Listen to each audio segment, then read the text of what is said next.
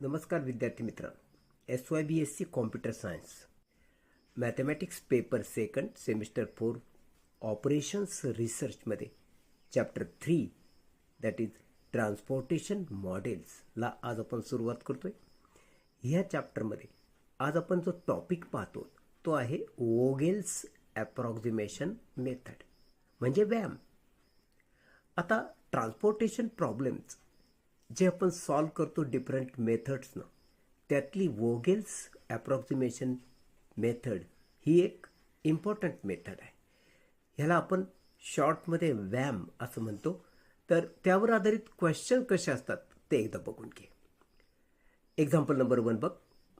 Find initial basic feasible solution, ज्याला शॉर्टमध्ये लिहितात IBFS, initial basic feasible solution by VAM. म्हणजे वॅम मेथडचा म्हणजे वोगेल्स ॲप्रॉक्सिमेशन मेथडचा वापर करून याचं इनिशियल बेसिक फिजिबल सोल्युशन काढा, असा हा क्वेश्चन आहे. आता ह्याला सोडवायचं कसं? तुम्हाला जो तक्ता दिला असतो तो तक्ता अशा पद्धतीने असतो. Source, destination, supply, D1, D2, D3, D4 हे डेस्टिनेशन्स आहेत. तर S1, S2, S3 हे सोर्सेसच्या कॉलममधले आहेत. इथं डिमांड, तर इथं सप्लाय. आता ह्यातले हे जे फिगर्स हे नीट समजून घ्या, हे दिलेले असतात. आणि हे S1, S2 आणि S3 हे 3 रोज आहेत. तर D1, D2, D3 आणि D4 हे 4 कॉलम आहेत. असे कितीही रो कितीही कॉलम असू शकतात. अशा टाईपचा साधारणतः हा क्वेश्चन असतो. तर ह्याला सॉल्व करताना सर्वप्रथम आम्ही काय करतो ते पण बघून घ्या. तर सर्वप्रथम आम्ही यामध्ये सम ऑफ सप्लाय म्हणजे हे जे सप्लाय आहेत, या सप्लायमध्ये हे जे आकडे आहेत यांची आपण सम करून घेतो. 30, 50, 20 यांची ॲडिशन केली ती येते 100. That is sum of S म्हणजे सम ऑफ सप्लाय 100 येते. त्यानंतर आपण सम ऑफ डिमांड घेत असतो. तर 20, 40, 30 अँड 10 हे जे फिगर आहे डिमांडमधले यांची आपण ॲडिशन केली ती पण 100 येते. याचा अर्थ सम ऑफ S 100 तर सम ऑफ D सुद्धा 100. म्हणजे सम ऑफ S आणि सम ऑफ D म्हणजे ही बेरीज दोघांची सप्लाय आणि डिमांडची सारखीच जर येत असेल तर अशा प्रॉब्लेमला आपण problem is in balanced form असं म्हणतो. आणि लक्षात ठेवा, वॅमसाठी दिलेला टेबल हा बॅलन्स्ड फॉर्ममध्येच असला पाहिजे. तर मित्रांनो, दिलेला टेबल जो आहे तो मी अशा पद्धतीने मांडला. आता आपण आन्सरला सुरुवात केलेली आहे. आन्सरसाठी हा टेबल आपण बनवलेला आहे. या टेबलमध्ये चेंजेस आपण काय केले आणि ओरिजिनल टेबल कसा ठेवला ते पण बघून घ्या. Source, destination, D1, D2, D3, D4, supply इथपर्यंतचा हा ओरिजिनल टेबल आहे. यामध्ये सप्लायमध्ये 30, 50, 20 हे आकडे आम्हाला तर मूळ क्वेश्चनमध्येच दिले होते. डिमांडमधले पण दिले होते, ते पण जसेचे तसे आपण लिहिलेले आहेत. त्यानंतर S1, S2, S3 ह्या रो आहेत. ह्या रोमधले हे जे फिगर आहेत ते मी जसेचे तसेच लिहिलेले आहेत. केलं काय मी माहिती का, हा जो चौकोन आहे किंवा हा जो रकाना आहे, असा प्रत्येक रकाना मी थोडासा मोठ्या पद्धतीने करून घेतलेला आहे. हे असं का केलं तर मला इथं किंवा इथं कुठंतरी मला संख्या लिहायच्या असतात आणि त्या संख्या लिहिण्यासाठी जागा व्हावी यासाठी मी हा जो स्पेस आहे थोडासा वाढून घेतला. कारण इथं आपल्याला त्या संख्या लिहायच्या असतात, कुठं पण लिहिता येतात. त्या कुठं लिहायच्या ते फक्त लक्षात ठेवा, या रकान्यातच त्या लिहायच्या असतात. कशा लिहायच्या ते तर आपण बघतो. फक्त त्यासाठी स्पेस व्हावी म्हणून हे चौकोन, हे रकाने मी मोठे करून घेतले आणि हे आकडे मी असे कोपऱ्यात लिहिले. कारण येणारे आकडे मला इथं लिहिता येतील. जिथं कुठं लिहायचे ते इथं लिहिता येतील, हे लक्षात ठेवा. तर हा सप्लाय, हा डिमांड इथपर्यंत आहे. आता चेंजेस काय केले तर या तक्त्याच्या शेजारी, सप्लायच्या शेजारी मी रो पेनाल्टीज असे कॉलम बनवलेले आहेत. हे रो पेनाल्टीजचे कॉलम आहेत. हे जसे लागतील त्या हिशोबाने आपण हे कॉलम बनवत जायचे असतात. त्यानंतर डिमांडच्या खाली आपण ज्या रो बनवलेल्या आहेत ह्या कॉलम पेनल्टीज असं लिहिलेले. पण उदाहरण सोडवायला सुरुवात करतो आहोत. काय करायचं असतं, ही पहिली रो आहे, दुसरी, तिसरी. प्रत्येक रो मध्ये तुम्ही लहान संख्या शोधा. आता इथं लहान संख्या 2 आहेत, इथं 1 आहे, तर इथं 1, 1 2 1 4. हे बघायचं नाही, आम्हाला फक्त हे बघायचं, डेस्टिनेशनच्या संख्या बघायच्या. तर यात लहान संख्या 1 आहे. मग त्यानंतर 1 दोनदा आहे, म्हणून आपण जर या 2 लहान संख्यांची वजाबाकी घेतली तर ती येणार 0. कारण 1 वजा 1 म्हणजे 0. आणि हे रो पेनल्टीच्या या इथं मी लिहिणार 0, ही वजाबाकी. अशा रीतीने मी प्रत्येक रोची वजाबाकी करत जाणार. इथं लहान संख्या कोण आहे, 1. त्यानंतर कोण आहे, 2. ह्या 2 संख्यांची मी जर वजाबाकी केली तर ती येते 1, म्हणून या इथं मी लिहिणार 1. त्यानंतर या रो मध्ये लहान संख्या आहे 2, त्याच्यापेक्षा मोठी आहे 4, म्हणजे या 2 संख्या लहान आहेत, यांची केली वजाबाकी, ती वजाबाकी येते 2. आता ह्या कॉलमकडे बघा. यामध्ये तुम्हाला 1 ही सर्वात लहान दिसते आणि 3 ही पण लहानच आहे, याच्यापेक्षा थोडी मोठी आहे, पण या कॉलम मधली सेकंड लहान संख्या ही आहे. तर या दोघांची जर मी वजाबाकी केली तर ती वजाबाकी येणार 2, म्हणून या इथं मी लिहिलं 2. नेक्स्ट कॉलम आहे हा. या कॉलममध्ये लहान संख्या 2 आहे आणि 2 दोनदा आहे, म्हणून यांची जर मी वजाबाकी केली तर ती येणार 0, म्हणून या इथं मी लिहिलं 0. त्यानंतर या कॉलमचा मी विचार करतोय. या कॉलममध्ये ही लहान संख्या आहे 1, त्याच्यानंतरची संख्या आहे 2. या दोघांची वजाबाकी जर केली तर ती वजाबाकी येते 1, म्हणून या इथं मी लिहिलं 1. त्यानंतर ह्या कॉलमचा विचार करायचा बघा. या कॉलममध्ये लहान संख्या आहे 1, त्याच्यापेक्षा थोडी मोठी आहे 4. यांची जर वजाबाकी केली तर ती येते 3. अशा रीतीनं रो मधल्या पहिल्या 2 लहान संख्यांची वजाबाकी प्रत्येक रो मध्ये, तर कॉलम मध्ये सुद्धा प्रत्येक 2 लहान संख्यांची वजाबाकी केलेली आहे. आता इथं आल्यानंतर तुम्हाला ह्या ज्या वजाबाक्या तुम्ही मिळवल्या यात सगळ्यात मोठी वजाबाकी कोण आहे हे तुम्ही बघायचं असतं. आता बघा, ही सगळ्यात मोठी वजाबाकी वाटते, कारण इथं 0 आहे, इथं 1 आहे, इथं 2 आहे, इथं 2 आहे, इथं 0 आहे, इथं 1 आहे, तर इथं 3 आहे. या वजाबाक्यांमध्ये ही जर सगळ्यात मोठी आहे तर तिला करायचा गोल, तिला गोल करायचा आणि तिथं असा वरच्या दिशेनं ॲरो द्यायचा. याचा अर्थ आम्ही हा कॉलम निवडला.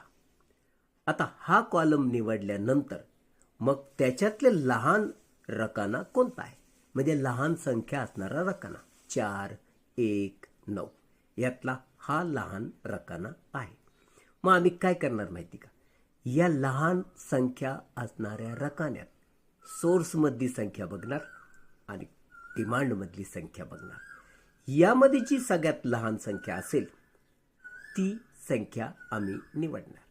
तर 50 आणि 10 याच्यात लहान आहे 10, म्हणून मी काय करणार माहिती का, ही जी 10 आहे ती कट करून या इथं जो लहान रकाना आहे त्यामध्ये लिहिणार 10.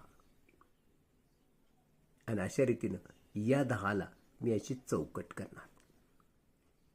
आता हा 10 गेला म्हणजे इथं काही नाही उरला तर 0 उरला. आता हा 10 या सोर्समधून वजा करा. 50 मधून 10 गेले, खाली उरले 40, म्हणून या इथं वजाबाकी करून मी लिहिणार 40. आणि इथं डिमांड 0 झाली, म्हणजे हा कॉलम आता आम्हाला विचारात घ्यायचा नाही, तो कॉलम संपला. म्हणून अशी त्याच्यावर मारायची काट. इथं आमचा पहिला राऊंड संपला. आता परत तीच प्रक्रिया सुरू करायची. ही पहिली रो आहे, यामध्ये सगळ्यात लहान 1 आहे, दुसरी पण 1च आहे.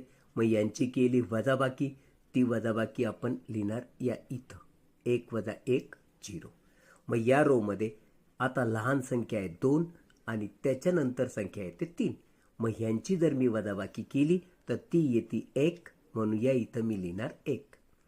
इथं लहान संख्या 2 आहे तिसऱ्या रोमध्ये आणि त्याच्यानंतरची संख्या येते 4, म्हणून या 2 लहान संख्यांची जर मी वजाबाकी केली तर ती येते 2, म्हणून या इथं मी लिहिला 2. त्यानंतर मग आपण कॉलमचा विचार करतो. ह्या पहिल्या कॉलममध्ये लहान संख्या 1, त्याच्यानंतर आहे 3, यांची जर वजाबाकी केली तर ती येते 2, म्हणून या इथं मी लिहिलं 2. या इथं सगळ्यात लहान संख्या 2, त्यानंतर येते 3, यांची जर मी वजाबाकी केली तर ती वजाबाकी येते 1. 3 वजा 2 म्हणजे 1. या इथं लहान संख्या 1, त्यानंतर येते 2, यांची जर वजाबाकी केली तर ती येते 1. आता ह्याचा तर मला विचार करायचा नाही, कारण यावर मी काट मारलेली आहे, त्यामुळं इथं मी काही लिहिणार नाही, डॅश. इथं तू परत ह्या ज्या वजाबाक्या मिळवल्या, सेकंड रो बघा यातली वजाबाकीची आणि सेकंड कॉलम बघ, यात मोठ्यात मोठी संख्या कोण? तर आता इथं परत टाय झालेला आहे. मोठ्यात मोठ्या संख्या इथं तर 2 आहे, इथं पण 2 आहे, म्हणजे 2 इथं पण आहे, आता 2 इथं पण आहे. दिस इज कॉल्ड टाय. अशा टाय झाल्यानंतर नेमका कोणता कॉलम किंवा कोणती रो निवडायची हे आम्हाला विचार करावं लागतं. मग आता बघा, या इथं 2 आहे, या इथं पण 2 आहे. मग विचार हा करायचा की यातली लहान संख्या कोण? इथं 2 आहे ना, यातली लहान संख्या इथं आहे 1. मग यातली ही लहान संख्या जर आहे तर याचा विचार कर. इथं 20 आहे डिमांड, तर इथं 30 आहे. ह्याच्यातलं लहान संख्या तर इथं आहे, म्हणजे ती रोमध्ये पण येते आणि कॉलममध्ये पण येते. मग नेमकं काय? मग नेमकं यासाठी आपण हा कॉलम निवडणार आणि त्यातला हा रकाना यासाठी निवडणार की यामध्ये डिमांड 20 आहे तर इथं सप्लाय 30 आहे. या दोघात लहान संख्या जर तुला निवडायची तर ती ही होते, म्हणून तू हा कॉलम निवडणार. आता हा कॉलम निवडल्यानंतर परत तेच या 20ला कट करायचं आणि तो 20 या इथं लिहायचा. या 20ला चौकट करायची आणि अशा रीतीनं हा 20 कट केला तर इथं लिहायचा 0. मग दुसरी महत्त्वाची गोष्ट, ज्या अर्थी तू इथं 20 घेतला म्हणजे या रोमध्ये हा जो सप्लाय 30 होता तो 30 कट करायचा, त्याच्यातून 20 वजा करायचे आणि जी वजाबाकी येईल ती या इथं लिहायची. आता सप्लाय आणि डिमांडचा विचार केला तर डिमांडचा हा कॉलम फुलफिल झाला. 0 आला म्हणजे फुलफिल झाला. आणि जर हा फुलफिल झाला तर आम्हाला आता इथून पुढं या कॉलमचा विचार करायचा नाही. आणि आम्ही हे निवडलंय हे दाखवण्यासाठी आपण याला गोल करणार, इथं ॲरो दाखवणार, हे तुला माहित आहे. मग अशा रीतीनं आता हा कॉलम गेला, हा पण गेला. तिसऱ्या स्टेपला सुरुवात करू. तिसरी स्टेप परत तीच, रोकडं बघ. आता तुला ह्या 2च कॉलमचा विचार करायचा आहे या रोमध्ये आणि यात लहान संख्या ही आहे, त्यातनं पुढची संख्या ही आहे, या 2च उरल्या. मग यांची जर वजाबाकी केली तर ती वजाबाकी येते 1, म्हणून या इथं तू लिहिशील 1. यांची वजाबाकी केली ती 1, या इथं लिहिणार 1. यांची जर वजाबाकी केली तर ती येते 3, म्हणून या इथं तू लिहिशील 3. ही झाली लहान आणि त्यानंतरची संख्या यांची वजाबाकी लिहून. मग डिमांडमध्ये पण तेच करायचं. तर यांची वजाबाकी केली ती आली 0, यांची वजाबाकी केली ती आली 1. अशा रीतीनं रोमध्ये बघ या वजाबाकी आहेत, कॉलममध्ये बघ या वजाबाकी आलेल्या आहेत. मग ह्यात सगळ्यात मोठी वजाबाकी कोण? आणि ती वजाबाकी आम्हाला या इथं आढळते. मग याला मी राऊंड करणार. याच्या डोक्यावर मी असा बाण दाखवणार आणि हा ॲरो हे दर्शवतोय की तुम्हाला हे निवडायचं आहे. आता ह्यामध्ये सगळ्यात लहान कोण आहे तर इथं आहे. मग हा कॉलम तुला निवडायचा. पण प्रश्न असा येतो की ही सगळ्यात मोठी आहे म्हणून ती ही रो निवडली, त्यातली सगळ्यात लहान संख्या आहे ही म्हणजे हा चौकोन तू निवडला. उरल्या दोनच, या दोनमध्ये लहान कोण तो चौकोन तुला निवडायचा ना. म्हणून तू सगळ्यात मोठी वजाबाकीचा रो निवडली, त्यात हा की हा प्रश्न होता म्हणून हा चौकोन का निवडला तर सगळ्यात लहान संख्या या चौकोनात आहे. आता या चौकोनाचा तू जर विचार केला तर या सप्लायमध्ये संख्या आहे 20 आणि इथं आहे 40. म्हणजे ह्या 20चा आपण विचार केलेला आहे तर हा 20 मी या इथं लिहिणार, लगेच याला अशी चौकट करणार आणि हा 20 इथं लिहिला म्हणजे इथं मी लिहिणार 0 आणि ही वजाबाकी मी करणार, या वजाबाकीला लिहिणार मी 20 कारण या 40मधून 20 गेला, खाली उरले 20. अशा रीतीनं आता हा सप्लाय परिपूर्ण झालेला आहे, 0 झाला म्हणजे कंप्लीट झाला. म्हणून आम्हाला आता हा रो S3 विचारात घ्यायचा नाही. आता आपल्याजवळ जे उरलं ते फक्त हे एवढंच उरलेलं आहे. म्हणजे या 2 रो आणि हे 2 कॉलम, म्हणजे त्यातल्या त्यात हे 4च रकाने आमच्याजवळ उरले. मग परत आपण पहिल्यापासून सुरुवात करणार. म्हणजे या 2 कॉलममधल्या 2 संख्या उरल्यात, त्यांची जर वजाबाकी केली तर ती वजाबाकी येते 1 म्हणून या इथं मी लिहिला 1. यांची जर वजाबाकी केली ती पण आली 1. मग ह्या कॉलमची वजाबाकी करणार मी, ती कॉलमची वजाबाकी इथं येणार 1. तर 2मधून 1 गेला, इथं पण येणार 1. आणि अशा रीतीनं या वजाबाकी केल्या तर इथं तर काय लिहायचं नाही, इथं पण काय लिहायचं नाही कारण हे कॉलम आपण आता रद्द केलेले आहेत. मग प्रश्न असा येतो की इथं पण 1, इथं पण 1, इथं पण 1, इथं पण 1, मग काय निवडू. म्हणून यासाठी आम्ही या कॉलमकडे नीट बघणार, या कॉलमकडे नीट बघणार, या रोकडे नीट बघणार. सगळीकडे एक एकच आहे म्हणजे टाय झालेला आहे. तर यात लहान कोण तर मला या संख्यांमध्ये लहान दिसते ही, म्हणून मी ही रो की ही कॉलम काय निवडू तर जिथं सप्लाय आणि डिमांडमध्ये जी लहान संख्या असेल ती आम्हाला निवडायची. तर हे रकाना फिक्स झाला, पण या रकान्यामुळं ही रो की हा कॉलम कॅन्सल काय करायचा ते आम्हाला प्रश्न पडत असतो. तो जो प्रश्न पडला तर तो सॉल्व या संख्यांनी होतो. ही लहान आहे, ही मोठी आहे. मग मी काय करणार, ही लहान जी आहे 10 ती कट करणार.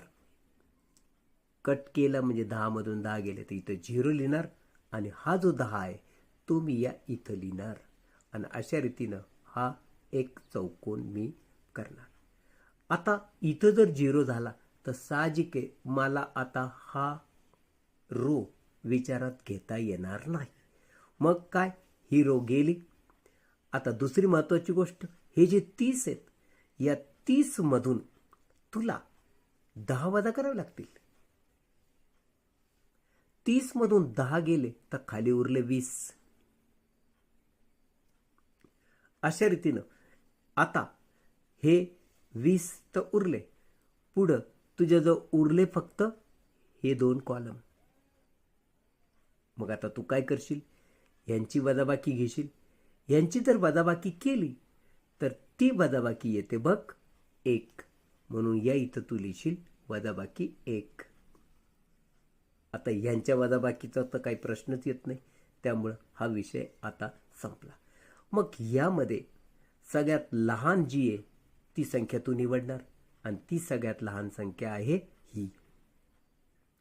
मग आता यात हा रकाना निवडायचा हे फिक्स आहे, पण या रकान्यात प्रश्न असा येतो की रो निवडायची की कॉलम. मग तू विचार कर, इथं डिमांड आहे 20, तर इथं सप्लाय आहे 40. या दोघात लहान जी आहे ती आम्हाला निवडायची असते, म्हणून ही 20 आम्हाला निवडायची. म्हणजे या कॉलममध्ये मी आता हा 20 कट करणार, तिथं 0 लिहिणार आणि हा 20 मी या इथं लिहिणार. अशा रीतीनं या 20ला मी चौकट करणार. आणि दुसरी महत्त्वाची गोष्ट म्हणजे या 40मधून हा 20 मी लगेच वजा करणार, खाली उरले 20. आणि अशा रीतीनं आता इथं 0 जर आला तर साहजिक आहे हा कॉलम आता संपला, परत मला तो विचारात घ्यायचा नाही. आणि महत्त्वाची गोष्ट की तुझ्याजवळ फक्त आणि फक्त एकच रकाना उरलेला आहे. मग तू काय करशील की या इथं 20, इथं पण 20. आता लहान मोठं ठरवायचा काही चान्स नाही राहिला, उरला फक्त एकच. आणि इथं 20 आहे, तो 20 मी इथं लिहून टाकतो. मग 20मधून 20 गेले, इथं उरणार 0. तर या रोमध्ये हा जो 20 आहे तो सुद्धा याच्यातून वजा करायचा, हा वजा केला, इथं उरणार 0. आणि अशा रीतीनं सगळीकडं आमचं 0 रोमध्ये आणि कॉलममध्ये, डिमांडमध्ये आणि सप्लायमध्ये 0 आम्हाला मिळाला. याचा अर्थ आम्हाला इथं आता थांबावं लागेल. मग नेक्स्ट आम्हाला काय विचार करायचा? आता तुम्ही ह्या नीट तक्त्याकडं बघा.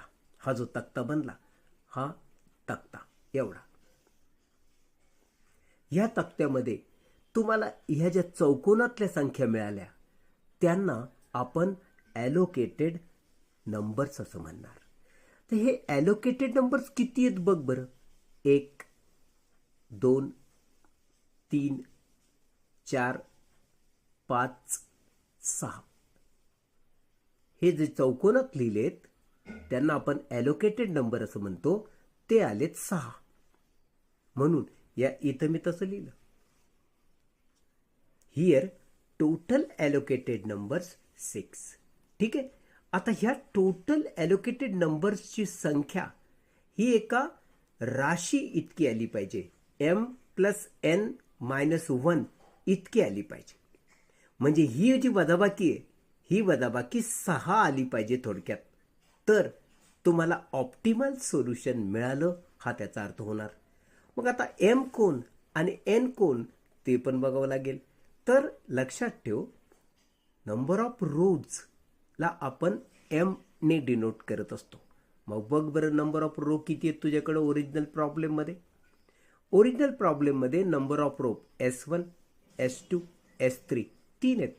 म्हणून mची किंमत झाली 3. मग नंबर ऑफ कॉलम्सला आपण n ने डिनोट करत असतो. मग नंबर ऑफ कॉलम बघ किती आहेत. नंबर ऑफ कॉलम आहेत D1, D2, D3, D4. म्हणजे नंबर ऑफ कॉलम 4 आहेत. म्हणजे n ची किंमत झाली 4. म्हणून या इथं मी लिहिलं number of columns that is n is equal to 4. आणि अशा रीतीनं m is equal to 3, n is equal to 4 हे या राशीत आपण ठेवूया. m ची किंमत 3, n ची किंमत 4, त्याच्यातून 1 गेला, m अधिक n मायनस 1 म्हणजे 3 + 4 - 1. ही वजाबाकी केली तर 7मधून 1 गेला, खाली उरले 6. याचा अर्थ m + n - 1 is equal to allocated numbers. हे सिद्ध झालं. याचा अर्थ असा झाला, we can say the solution is optimal solution. आणि अशा रीतीनं ही कंडिशन सॅटिस्फाय झाली. m + n - 1 is equal to allocated numbers. ही जर कंडिशन सॅटिस्फाय झाली तर तुम्ही असं म्हणणार की सोल्युशन इज ऑप्टिमल सोल्युशन. मग आता सोल्युशन काढायचं कसं ते आपण फायनली बघून घेऊ. दॅट इज फायनल आन्सर काढायचं कसं. तू काय करायचं माहिती का, ह्या ज्या संख्या असतात यांना आपण कॉस्ट म्हणतो. मग टोटल कॉस्ट कशी काढतात तर 20 × 1. या इथं मी लिहिलंय बघ 20 × 1 प्लस नेक्स्ट आहे 10 × 1, 10 × 1. नेक्स्ट आहे बघ 20 × 3, 20 × 3 प्लस 20 × 2, 20 इंटू 2. नेक्स्ट आहे बघ 10 into 1 plus 10 into 1 plus finally 20 into 2. इथं ॲलोकेटेड नंबर संपले. मग ते सगळे आपण या इथं लिहिले. 20 into 1, 10 into 1, 20 into 3, 20 into 2, 10 into 1 आणि फायनली प्लस 20 इंटू 2. मग हा गुणाकार केला आणि ती ॲडिशन म्हणजे टोटल कॉस्ट आली. सो टोटल कॉस्ट आली 180 आणि हिअर एंड्स द प्रॉब्लेम. आणि अशा रीतीनं तुमचं फायनल उत्तर मिळालं 180. तर मित्रांनो, ही होती Vogel's approximation method, that is VAM method. Next भागामध्ये आपण पुढची मेथड बघूया.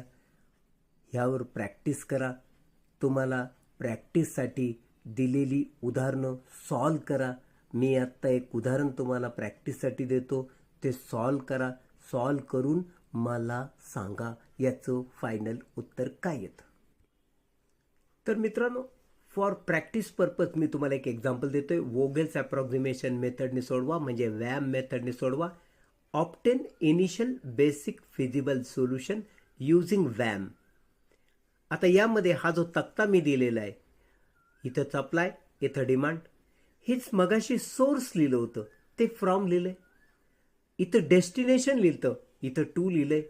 D1, D2, D3, D4 या ठिकाणी 1, 2, 3, 4, 5 लिहिलं, काय फरक पडत नाही. आणि हे सोर्सेस 1, 2, 3, 4, 5 दिले, हेही फरक पडत नाही. तुम्ही असाच्या असा तक्ता बनवा आणि याच्या शेजारी इथं रो पेनल्टीज आणि खाली तुम्ही या ठिकाणी कॉलम पेनल्टीचा रो बनवा आणि ह्याला सोडवायचा प्रयत्न करा. जर काही अडचण आली तर अवश्य विचारा.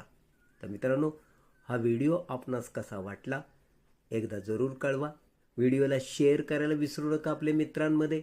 लाईक जरूर करा. आणि सगळ्यात महत्त्वाची गोष्ट, चॅनलला जर अजून सबस्क्राईब केलं नसेल तर कृपया चॅनलला सबस्क्राईब करा. धन्यवाद. भेटूया पुढच्या व्हिडिओमध्ये.